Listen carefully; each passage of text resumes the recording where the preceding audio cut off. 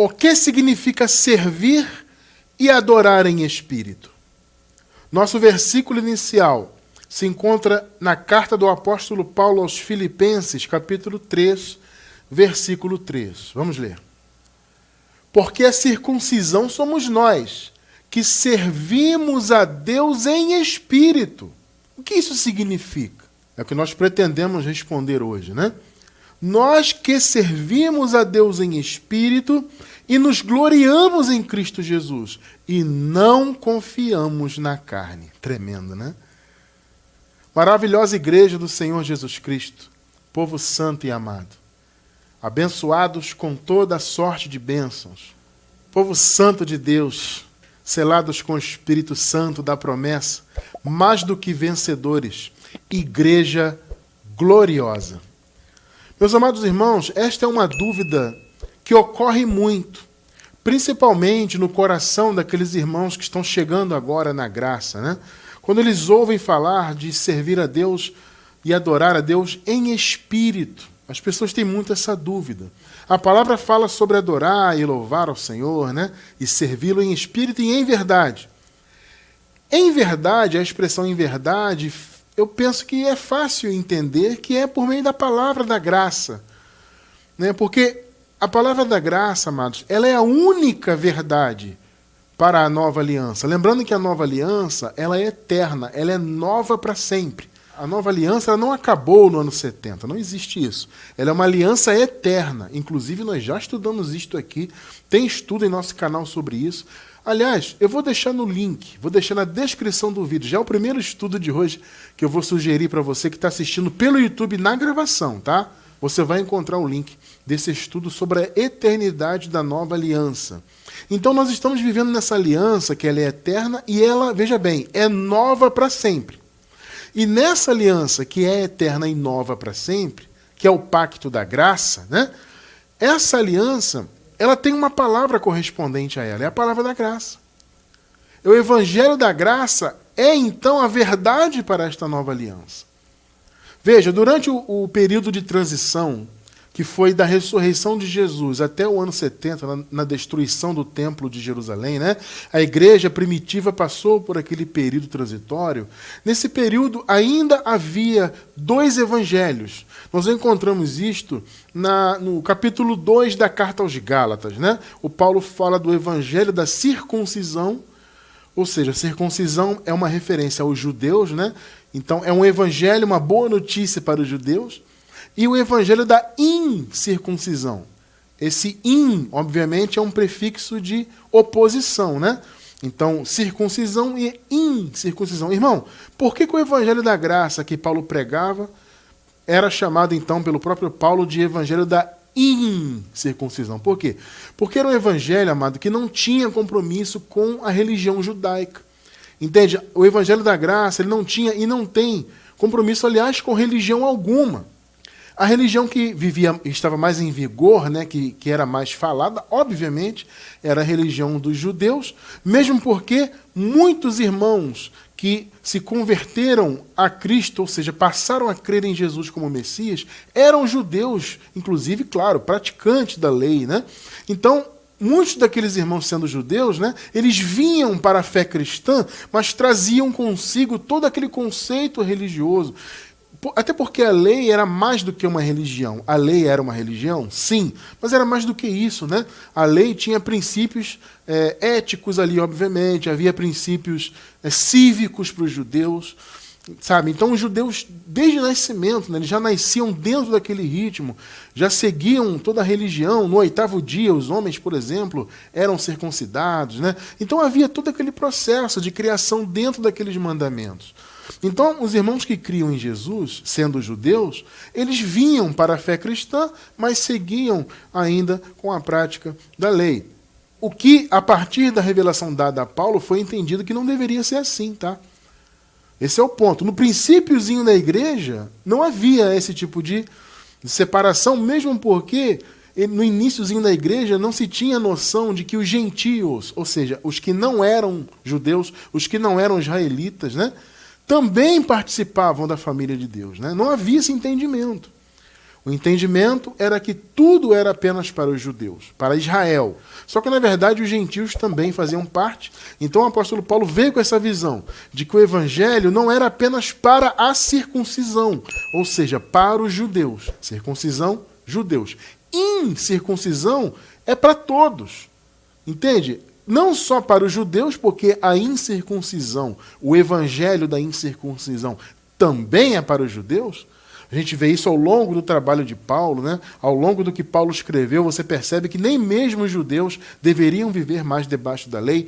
A carta aos hebreus, inclusive, que os hebreus eram judeus, né? Então a carta que nós vemos na palavra escrita aos hebreus foi uma carta escrita justamente para abrir o entendimento dos judeus de que eles não deveriam viver debaixo da lei. Vocês percebem? A carta é toda para isso. Se você observar a carta, todo o conteúdo dela é voltado para isso. Para eles entenderem que Jesus, consequentemente a graça, a nova aliança, era superior a Moisés, era superior à antiga aliança. Que eles tinham que viver, portanto, na nova, não na antiga. É aquilo que eu acabei de falar agora, né? Eles vinham para a fé cristã, eles acreditavam em Jesus como Messias, como Salvador, porém continuavam naquele ritmo judaizante. Então veio a revelação da graça, o evangelho da incircuncisão, revelar que não havia necessidade de viver na religião, não havia necessidade de obras da lei, entende? Para ser filho de Deus, para ser um salvo, não havia. Primeiro que isso foi, né, a salvação foi predestinada. A posição de filho, filha de Deus, foi predestinada. Então não é pela atitude, não era e não é e nunca será, né? Pela atitude das pessoas, pelo suposto livre-arbítrio que as pessoas teriam para pertencer a Deus. Né? Existe essa ideia de livre-arbítrio, não, que o homem tem livre-arbítrio. Bom, o homem tem um arbítrio relativo. O arbítrio humano está limitado a essa vida terrena. Isso eu concordo. Nós podemos plantar e colher as sementes que nós quisermos, né? E vamos, obviamente, colher daquilo que plantarmos.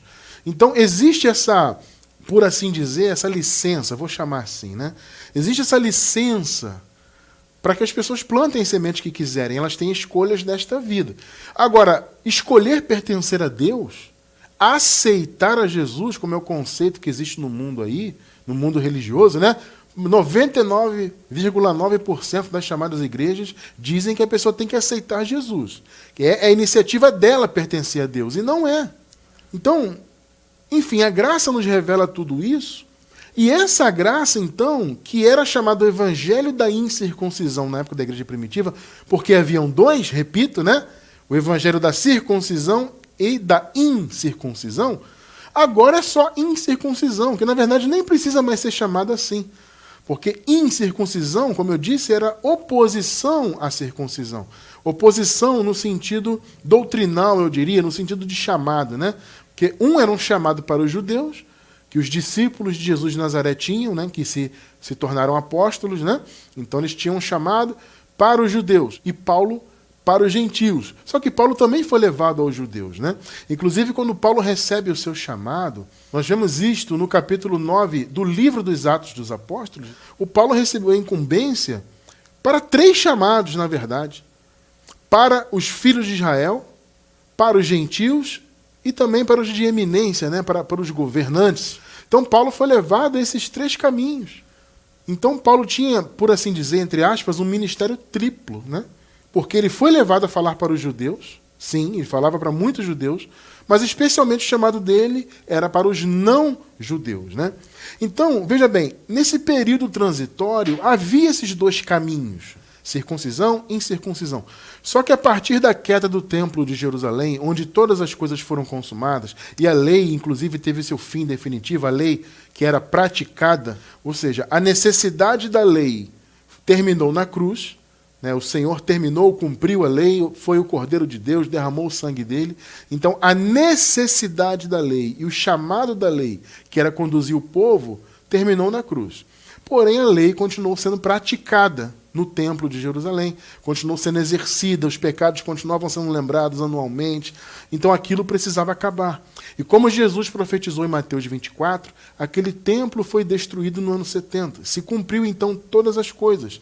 A partir de então, com a queda definitiva da lei, A graça teve o seu caminho totalmente aberto e se tornou então, portanto, o único pacto, o único evangelho. Então, o evangelho da graça é a verdade para a nova aliança, sempre será. Eu vou deixar na descrição do vídeo também um estudo sobre a eternidade da pregação da graça. É muito importante vocês estudarem. Quem não assistiu, assista, tá? Um estudo sobre a eternidade da pregação da graça, porque a graça é eterna. E ela é eterna também enquanto pacto. Então, a partir do ano 70, a partir da queda do templo, onde houve a parousia de Jesus e todas as coisas foram consumadas, acabou o ministério da circuncisão, porque o juízo veio sobre Israel, então acabou, e ficou apenas a palavra da graça para todo o novo pacto. Acabou a circuncisão e ficou apenas o evangelho da graça revelado a Paulo. Então, amados, servir e adorar em espírito e em verdade, esse aspecto do em verdade, para mim é muito fácil de entender. É você caminhar na palavra da graça. É o único evangelho. Mais um estudo que eu lembrei agora vai ficar na descrição do vídeo. Vários estudos já no início, né? Eu estou me lembrando de vários aqui e vou deixar na descrição do vídeo. O único evangelho de Jesus Cristo. Então, servir e adorar a Deus em verdade é por meio do evangelho da graça. Agora, o que significa em espírito? As pessoas nos escrevem muito com essa dúvida. Irmão, o que significa adorar em espírito? Ora, quando eu estava lá no meio da religião, na igreja tal, né, no templo tal, frequentando a religião X, Y, Z, comendo e bebendo as cerimônias e sacrificando, aquilo não era algo feito em espírito? Pois é, amados, não era. Por mais que parecesse ser espiritual. Eu estou falando isso com conhecimento de causa, né? Os irmãos sabem que eu vim da religião também, desde criancinha, fui batizado católico, depois minha mãe se converteu ao caminho pentecostal, né? Evangélico pentecostal, aquele pentecostal bem raiz mesmo, né?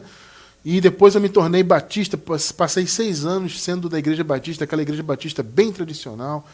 Então, sabe, eu frequentei a igreja do Sétimo Dia Adventista, né? Não cheguei a participar da membresia, mas eu estive ali, estudei, estive com eles um tempo. Então eu conheço bem o meio do sistema religioso. Tá? Eu vim de lá e a maioria de vocês também veio.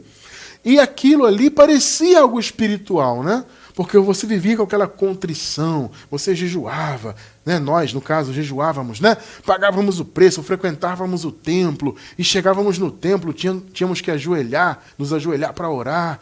Tinha esse ritual, sabe? Você entrava, você não podia simplesmente sentar. Na igreja pentecostal, pelo menos, era assim, tá?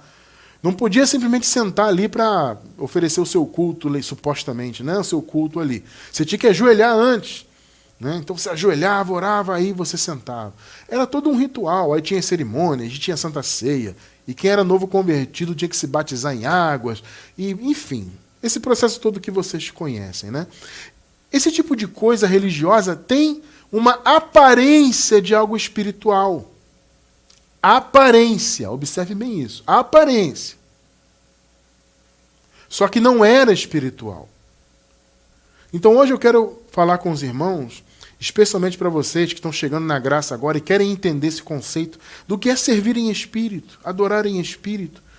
Porque lá na religião você achava que era espiritual, mas não era.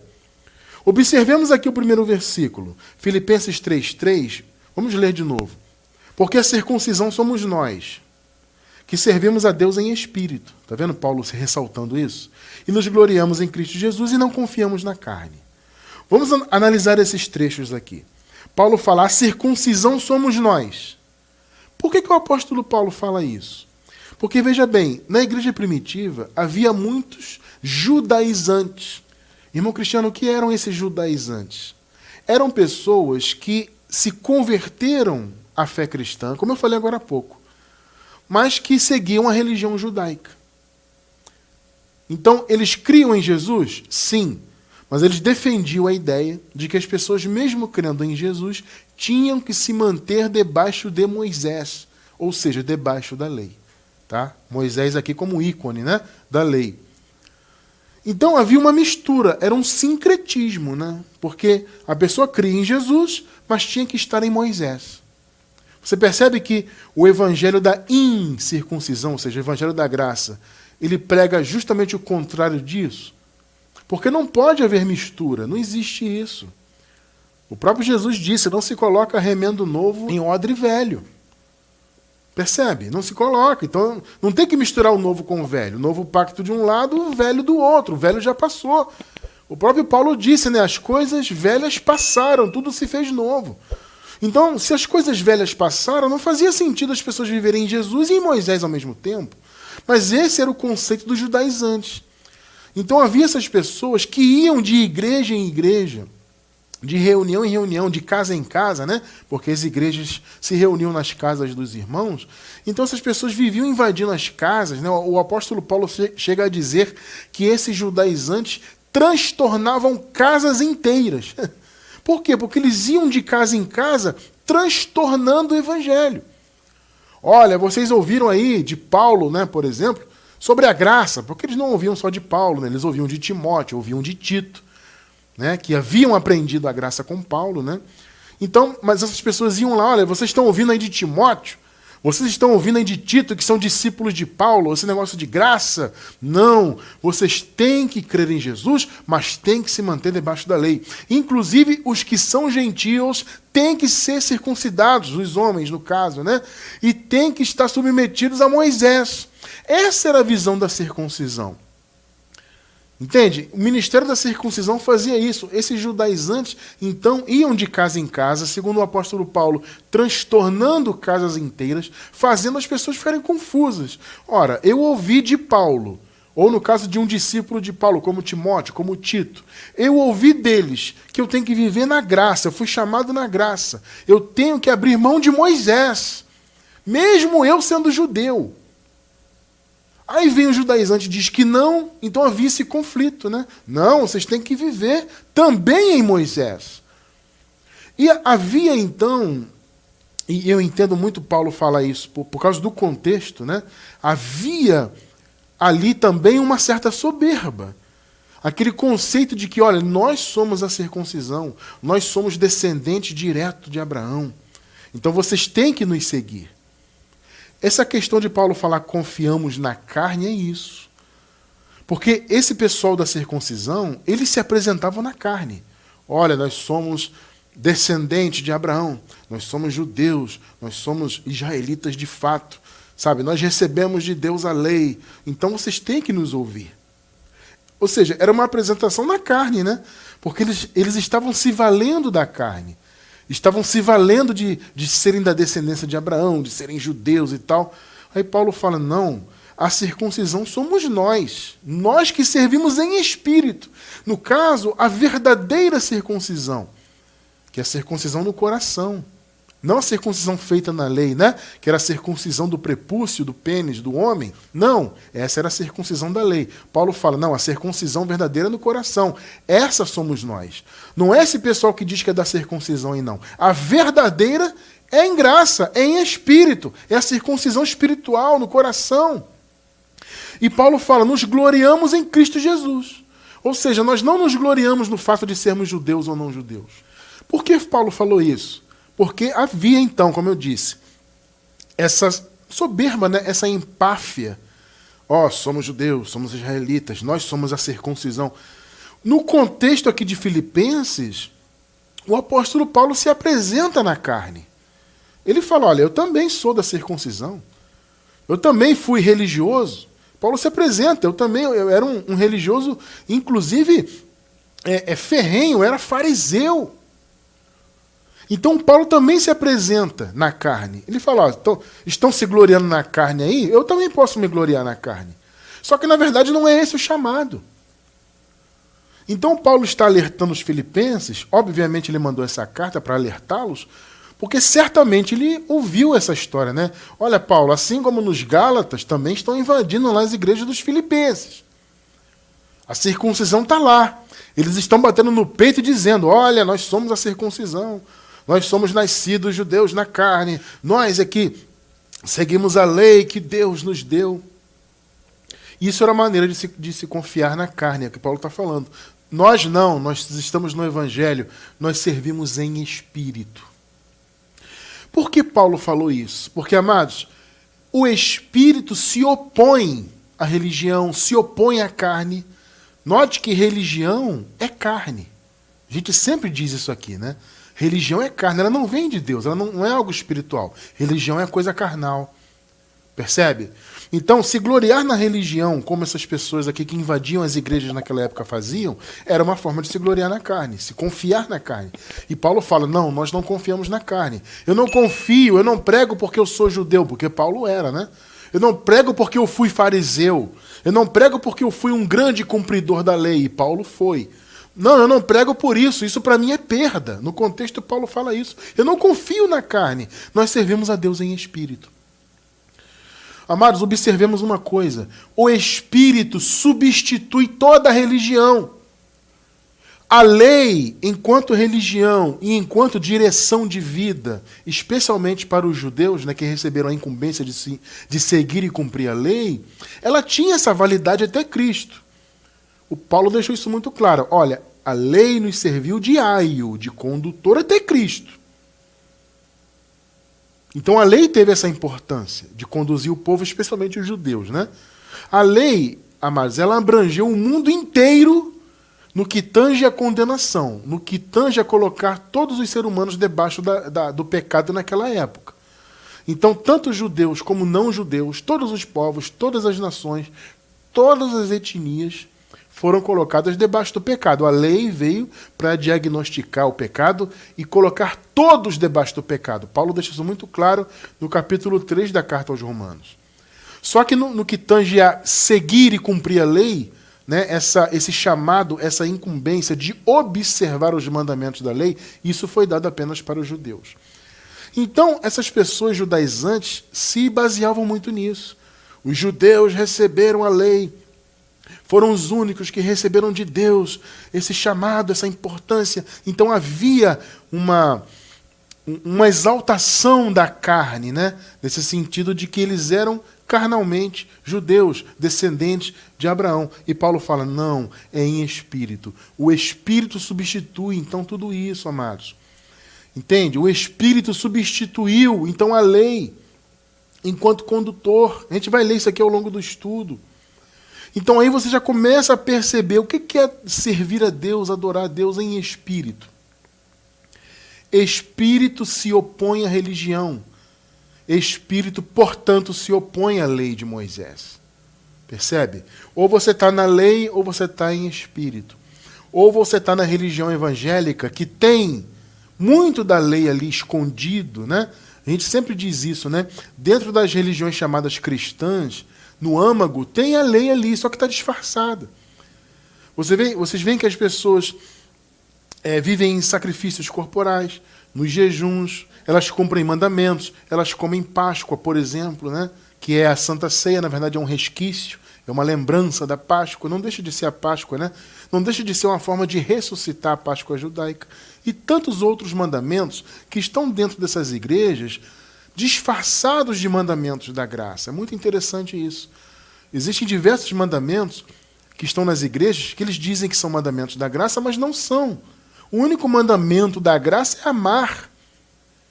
É amar, é o amor. Entende? Não tem outro mandamento. Mas eles pegam mandamentos da lei, alguns são realmente mandamentos da lei, direto da lei, como, por exemplo, guardar sábados, que algumas igrejas guardam, fazer festa de Pentecostes, festa de Dia dos Tabernáculos. Tem muita igreja evangélica que faz a festa de tabernáculos, do jeito deles, mas fazem. Ou pelo menos intitulam assim, né? A festa dos tabernáculos. Isso é uma lembrança da lei. Amados, quantas são as denominações aí do sistema evangélico e tal, que tem, por exemplo, a Arca da Aliança? Vocês não já viram isso? Você vai numa chamada igreja, está lá a Arca da Aliança da lei em cima do altar, entre aspas. E eles fazem campanha de tocar na arca, e de fazer não sei o quê, e de orar. Gente, isso aí existe. E eu pergunto, isso é ou não é a lei ressuscitada, por assim dizer, nesses meios?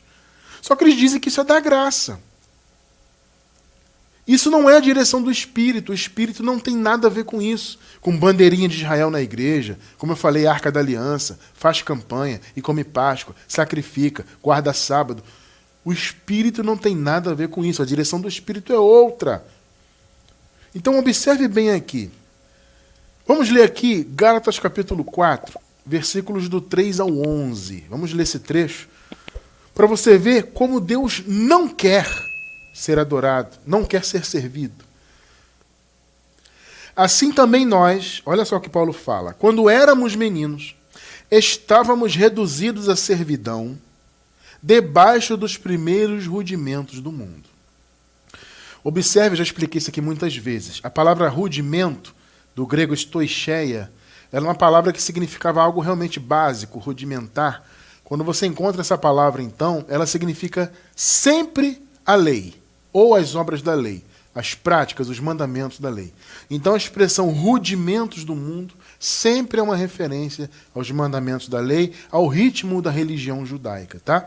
Então Paulo fala, quando nós éramos meninos, ou seja, nós éramos ainda guiados por um aio, por um tutor, que era a lei, né?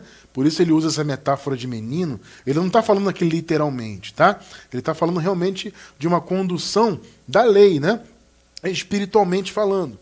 Então, quando éramos meninos, quando estávamos ainda lá debaixo dos rudimentos, nós estávamos reduzidos à servidão. Olha o que ele fala. 4.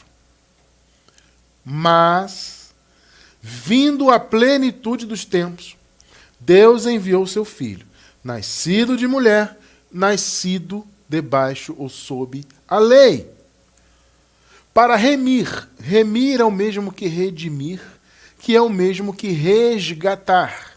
Para resgatar os que estavam debaixo da lei, a fim de recebermos a adoção de filhos. Olha só. O que Paulo está dizendo? Olha, gente, nós somos resgatados da lei. Nós não temos que viver debaixo da lei, debaixo de ordenanças, de mandamentos.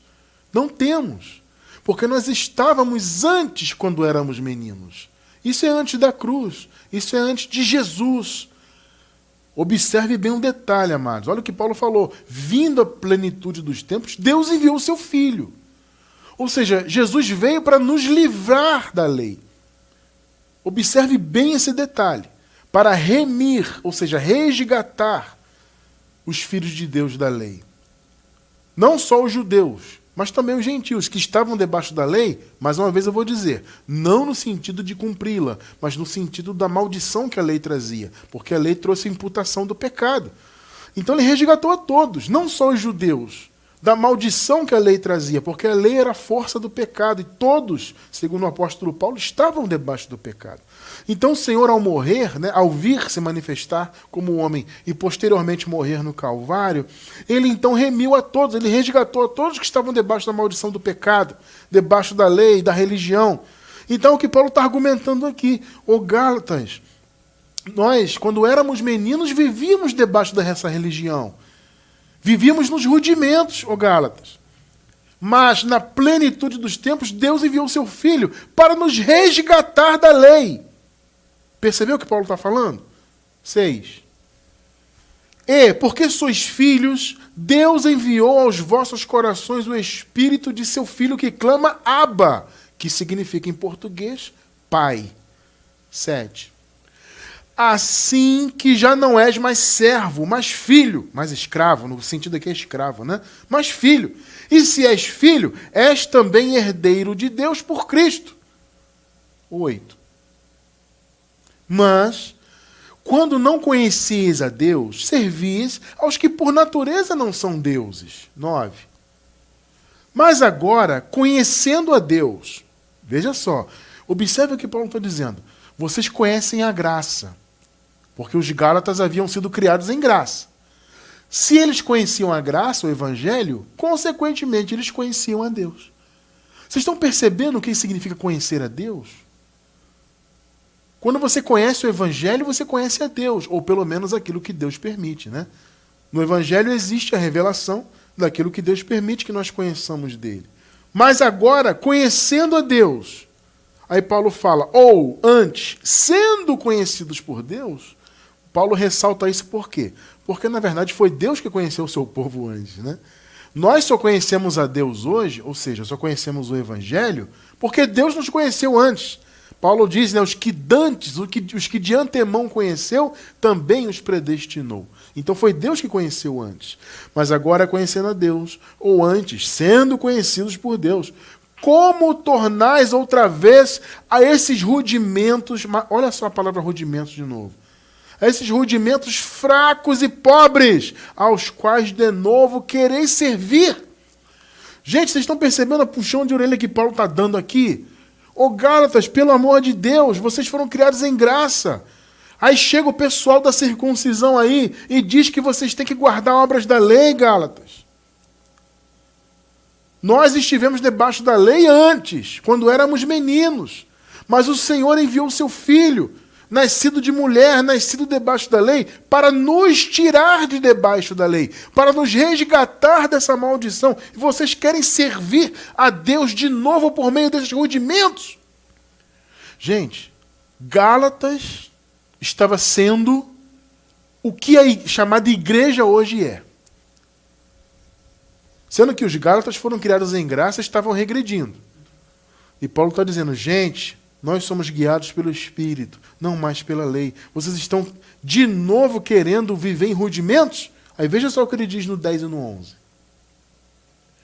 Guardai dias. Do que ele está falando aqui? Para mim é muito claro que é uma referência aos sábados, né? Guardai dias. Ô Gálatas, vocês estão guardando dias e meses e tempos e anos. Isso é uma referência a todos os mandamentos da lei relativos às festas judaicas. Né? Havia toda uma marcação, né? A festa dos tabernáculos, como eu falei, festa dos Pentecostes, festa da Lua Nova, e os sábados que eram semanais. Né? Então Paulo está dizendo, olha, vocês estão regredindo, quer dizer que agora vocês estão guardando dias e meses e tempos e anos? Receio de vós tenha eu trabalhado em vão para convosco. Olha só o que Paulo falou. Em outras palavras, se vocês agora estão debaixo da lei, se vocês voltaram a ser religiosos, se vocês estão guardando dias, meses, anos, então eu trabalhei em vão.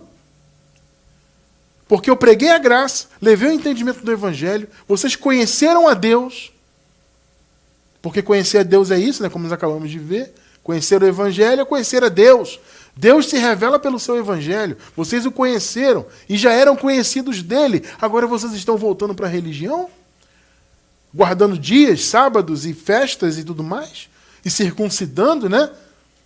Porque o povo da circuncisão queria que os homens se circuncidassem ali da igreja dos Gálatas. Os que não eram circuncidados, obviamente. Para cumprir a lei. Aí eu pergunto, isso é direção do Espírito? Não, não é, amados. Religião não é direção do Espírito. Percebe? Não é. Então aqui você está vendo o que não é servir a Deus em espírito. Mais uma vez eu digo, nós pensávamos que nós estávamos em espírito. Quando eu estava lá na Pentecostal, eu fui batizado em águas, né? Eu comia Santa Ceia todo mês, né? Eu praticava os jejuns, eu era fiel dizimista, e subia os montes, eu andava com as roupas que eles mandavam andar, e frequentava templo de pedra. Tudo isso eu pratiquei como religioso, como a maioria de vocês também praticou aí. Né? Então eu estava debaixo da religião. Eu te pergunto, eu era espiritual? Não, eu não era. Eu pensava que eu era. Né? Quando eu fazia um jejum, eu achava que eu estava espiritual. Né? Quando eu pagava o preço, quando eu estava frequentando, quando eu estava de joelho no pó, lambendo o pó da terra ali, orando e tal, eu achava aquilo tudo espiritual, mas não era. Não é a direção do Espírito viver em religião. O Paulo deixou claro, o Senhor Jesus se manifestou para nos remir disso. E vocês, Gálatas, estão voltando? Paulo ficou admirado. Como assim vocês estão voltando para isso aí? Os rudimentos fracos e pobres. Amados, olha, Jesus de Nazaré estava debaixo da lei. Jesus veio para cumprir a lei. Entende? Por isso ele estava debaixo dela. E mesmo assim ele alertou sobre a forma como Deus queria ser louvado e adorado. O Senhor deixou isso muito claro. Qual seria a verdadeira adoração, o verdadeiro serviço ao Senhor? João 4, esse é clássico, né? João 4, do 20 ao 24. Vou ler aqui a Nova Versão Internacional. Aqui no contexto, há uma mulher samaritana, né? Jesus pediu água para ela. E ela estranhou muito porque os judeus não se davam bem com os samaritanos, né? Então essa mulher estranhou, ela falou assim, você é judeu também pedindo água? E aí houve todo um argumento, né? Houve todo um diálogo ali. E ela fala aqui para Jesus, nossos antepassados, ou seja, os samaritanos, adoraram neste monte, que é o Monte Gerizim, né? Mas vocês, judeus, dizem que Jerusalém é o lugar onde se deve adorar. Então havia essa discussão. Olha, os samaritanos dizem que é no monte. Inclusive, eles haviam construído um templo nesse monte, que foi destruído, né? Antes de Cristo ainda. E eles adoravam então ali no pé do monte, mesmo sem templo. E os judeus diziam, não, a adoração é em Jerusalém, ou seja, dentro do templo de Jerusalém. 21. Jesus declarou, creia em mim, mulher. Está próxima a hora em que vocês não adorarão o Pai nem neste monte, nem em Jerusalém, mais especificamente no templo, né? Perceberam? Olha o que Jesus está dizendo. A adoração, mulher, não será restrita a espaços geográficos. Essa é a grande revelação aqui, amado irmão, amada irmã. Percebe? Creia em mim, mulher. Está próxima a hora em que vocês não adorarão o Pai nem neste monte, nem em Jerusalém. Porque o conceito da graça, o conceito da nova aliança e eterna é diferente. Não é adoração voltada para um templo de pedra, ou para um monte, ou para um local específico. Não. 22. Vocês, samaritanos, adoram o que não conhecem. Nós adoramos o que conhecemos, pois a salvação vem dos judeus. Porque Jesus nasceu, obviamente, entre os judeus, né? 23. No entanto, está chegando a hora, e de fato já chegou, em que os verdadeiros adoradores adorarão o Pai em espírito e em verdade. Nós já vimos no início o conceito de adorar o Senhor em verdade. É você estar caminhando na verdade dele, que para esta nova e eterna aliança é a palavra da graça. E Jesus disse, não só em verdade, mas em espírito. São estes os adoradores que o Pai procura. 24. Agora eu vejo 24, que revelação. Deus é espírito. E é necessário, observe que nós sublinhamos inclusive aí na tela, é necessário que os seus adoradores o adorem em espírito e em verdade. Gente, observe essa ênfase. É necessário que seja em espírito e em verdade. Observou? E o que nós vimos agora há pouco? Que o espírito se opõe à religião. Vocês estão percebendo? Vocês viram comigo o que não é servir a Deus em espírito. É servi-lo por meio de mandamentos de homens, de lei de Moisés, ou obras da lei disfarçadas de obras da graça, né, como a maioria hoje, infelizmente, vive aí. Vocês estão percebendo? A direção do Espírito é outra. É vivemos por fé. O Paulo disse a fé, a lei não é da fé. Tremendo isso. Ou seja, se você está submetido a uma religião, na verdade você não está na fé. Ah, mas irmão Cristiano, a igreja que eu pertencia lá não tinha lei. Amado, tinha sim, aquilo que eu digo. A lei de Moisés, ela está impregnada no sistema chamado cristão. Alguns falam abertamente que estão debaixo da lei. Dizem que temos sim que viver debaixo da lei. Alguns falam isso abertamente. Não, nós cremos em Jesus, a nossa igreja é cristã, mas nós temos que viver debaixo da lei. Outros, a maioria, eu até penso que a maioria, já diz que não, que estão em graça. Mas eles enganam o povo. Porque eles dizem que estão em graça, mas estão com obras da lei misturadas ali no meio. Entende? E a palavra revela que se há uma obra da lei só, um mandamento que seja, todos estão obrigados a viver debaixo de toda a lei. Não é o que a palavra diz? Então não importa se você estava numa religião que diz que está na graça, mas tem, por exemplo, uma obra da lei que seja. Se tem uma, tem que praticar toda a lei. Essa é a direção espiritual? Repito, não é. O Espírito se opõe a isso. O Espírito, a direção espiritual está de um lado, a religião está do outro.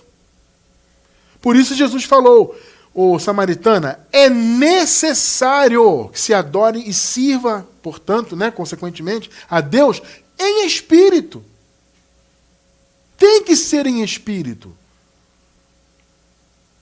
Porque na graça, o que Jesus está dizendo aqui? Nesse tempo que vai vir e que agora é, porque ele estava ali justamente cumprindo a lei para estabelecer a graça, né? Nesse tempo, o serviço a Deus, a adoração é no Espírito, não tem em direção da lei. Não tem essa coisa de que tem que se orar em direção ao templo, tem que frequentar um templo, tem que oferecer sacrifício no templo, ou no pé do monte Gerizim. Não existe isso.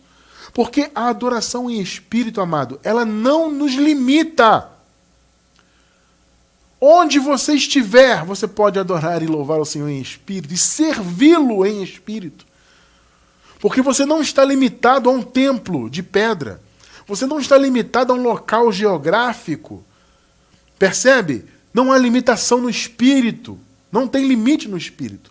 Onde quer que você esteja, Deus habita em você, você é um ser espiritual, tem um chamado espiritual e você pode e deve servir a Deus em espírito. Tremendo isso, né? E é necessário, inclusive. As pessoas estão aí no meio do sistema religioso, como eu falei, elas até cantam com aparência espiritual, elas têm um desempenho que parece ser espiritual, mas é da boca para fora, amados, porque tem religião no meio.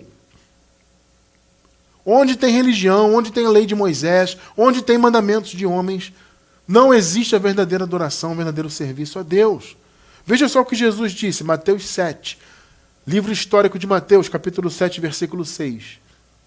Respondeu-lhes, bem profetizou Isaías acerca de vós, hipócritas, como está escrito, este povo honra-me com os lábios, o seu coração, porém, está longe de mim. Que palavra dura que Jesus deu ali, hein? Sim ou não? Palavra dura. Vocês me honram com os lábios. Gente, você vai no sistema, as pessoas cantam lindamente. Tem bandas maravilhosas. Glória a Deus. Aleluia. Estamos aqui. E tal, e cantando. E se ajoelha, e chora. E... Vocês me honram com os lábios, mas o coração está longe. O que é o coração? O coração é a mente. A mente está longe. Por quê? Porque a mente está longe do Evangelho. Percebeu? A mente está longe do conhecimento, da revelação do Espírito. A mente de quem está no meio da religião é guiada pela religião, não pelo Espírito. Por isso que não há revelação do Evangelho. Entende? Por isso que eles vivem baseados em mandamentos de homens. Vivem só atrás de cumprir ordenanças, de participar de cerimônias, de andar de acordo com o que os mandamentos da igreja mandam, etc, etc. Cumprir tudo aquilo ali. Isso não é a direção do Espírito. Então a mente está longe. A pessoa pode cantar bonito, pode fazer uma peça teatral, pode dançar, né? Tem igreja que tem o ministério da dança, a pessoa vai lá, dança e tal. A pessoa até muitas das vezes é bem intencionada. A maioria é bem intencionada. Mas não adianta ser bem intencionado. Tem que ser em espírito. A mente, o coração não pode estar longe. Mas no meio da religião, a mente e o coração estão longe. A mente, que é o coração, né, está longe. Então a pessoa é bem intencionada, a maioria eu digo que é, acredito que seja, mas a mente está longe, então não é adoração verdadeira. Você pode dançar lindamente, pode cantar lindamente, pode ter uma banda musical muito bem ensaiada, pode ter todo esse conceito aí, mas se não for na direção do Espírito, não adianta, o coração está longe, a mente está longe. O serviço a Deus, o verdadeiro serviço e a verdadeira adoração passa primeiro pela mente, irmão. É a mente nossa sendo guiada pelo Espírito. Não é mandamento de homens. Não é pode, não pode. Ah, aqui é proibido, isso aqui pode fazer, isso aqui não pode. Ó, tem que estar aqui tal hora para tomar a Santa Ceia. Tem que subir um monte, tem que jejuar, tem que pagar o preço. Não, isso é mandamento de homem. A direção do Espírito é outra coisa. A nossa mente tem que ser direcionada pelo Espírito. Veja só, Romanos 7, 25, nova versão internacional. Também é um clássico esse versículo, né? Graças a Deus por Jesus Cristo, nosso Senhor, de modo que, com a mente, eu próprio sou escravo da lei de Deus, mas com a carne da lei e do pecado. Vocês estão percebendo? Que, irmão Cristiano, o Paulo fala que ele, com a carne, servia a lei do pecado. Como assim? Amado, se você quiser entender essa questão do pecado, eu não vou entrar nisso hoje que o tempo não permite, mas eu vou deixar na descrição do vídeo um estudo nosso sobre o pecado. O pecado não tem domínio sobre nós. Tá? Se você quiser se aprofundar nesse assunto de pecado, assista a esse estudo nosso. O pecado não tem domínio sobre nós. Tá? Então veja o que Paulo está dizendo. Com a mente eu sirvo a direção de Deus. Com a mente. Porque tudo passa pela mente. É a mente sendo guiada pelo Espírito. Mas, irmão Cristiano, como que o Espírito guia a nossa mente? Por meio da palavra do Evangelho da graça de Deus, que, repito, é a única verdade da nova aliança. Só existe um Evangelho, e este é o Evangelho da graça, o eterno Evangelho da graça. Quando você tem da parte do Espírito a revelação do Evangelho da graça, você está recebendo a direção do Espírito. E aí você vai servir e adorar a Deus em espírito, sendo guiado por Ele na mente. É o que Paulo falou, com a mente eu sirvo a Deus. É a nossa mente com o entendimento revelado pela palavra. E aí você serve e adora em espírito. Você se liberta da religião. Pode notar, irmão, quando você tem revelação da graça, imediatamente você se liberta das obras da lei. Você se liberta dos templos de pedra. Você não vê mais necessidade de frequentar templos de pedra e estar ali supostamente adorando a Deus, como se Deus só se manifestasse ali. Quando a graça te é revelada, você é guiado pelo Espírito. A sua mente é guiada pelo Espírito. O Espírito diz para você, por meio da palavra, qual deve ser o seu procedimento. Não é um homem te mandando fazer algo, não é um mandamento, não é uma letra gravada em pedra como era na lei. Não, é a direção do Espírito no seu coração, que é a sua mente. Nós somos filhos de Deus, amados, e como tais, somos guiados pelo Espírito. Você não pode ser guiado por mandamentos. Durante anos eu fui guiado por mandamentos, né? Como vocês sabem. Passei anos, 20 anos da minha vida, desde criancinha, né? Envolvido com mandamentos ali. Principalmente a partir da minha adolescência, né? No início da minha adolescência, quando eu fui, entre aspas, batizado na igreja pentecostal, né? Batizado nas águas ali. Eu passei a ter um envolvimento ainda maior. Eu já era envolvido antes, né? No grupo de criancinhas, já tinha todo aquele ritmo religioso, mas a partir do início da minha adolescência eu me envolvi ainda mais, e eu achava que eu era espiritual, eu achava que eu estava servindo a Deus em espírito, e não estava. Eu estava andando em convenções humanas, em doutrinas que não são coisas de Deus, sabe? Em ensinamentos que não estão na palavra. Percebe? Isso não é a direção do Espírito. Gálatas 5, 18 e Romanos 8, 14. Vamos ler os dois. Mas, se vocês são guiados pelo Espírito, não estão debaixo da lei. Porque todos os que são guiados pelo Espírito de Deus são filhos de Deus. Percebeu, amado, qual deve ser a nossa direção? É o Espírito.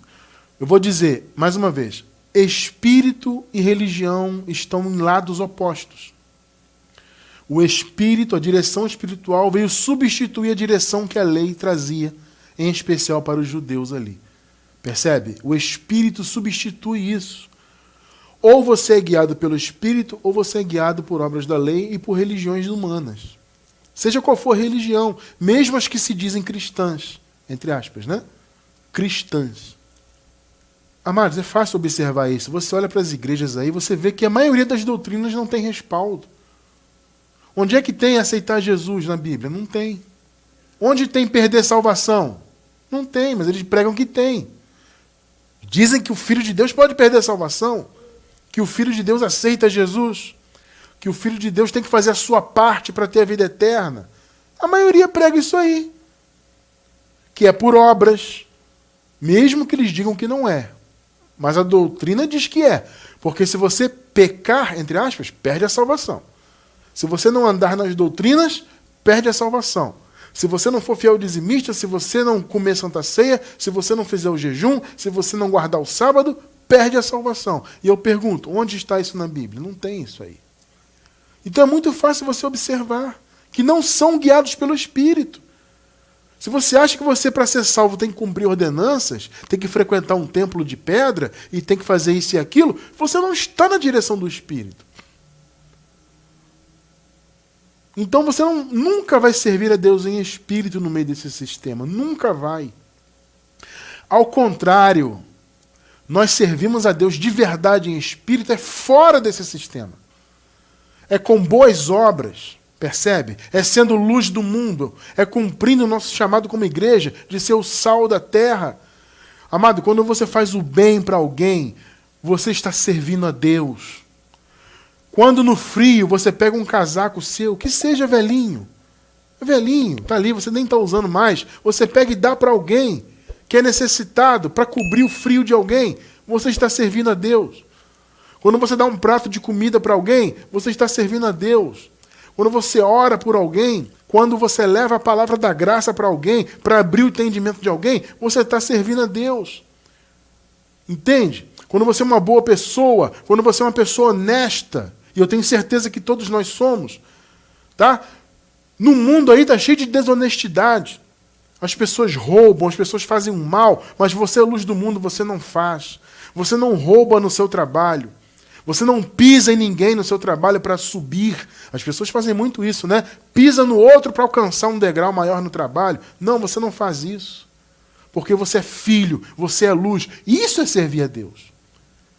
É você iluminar o que está ao seu redor na sociedade.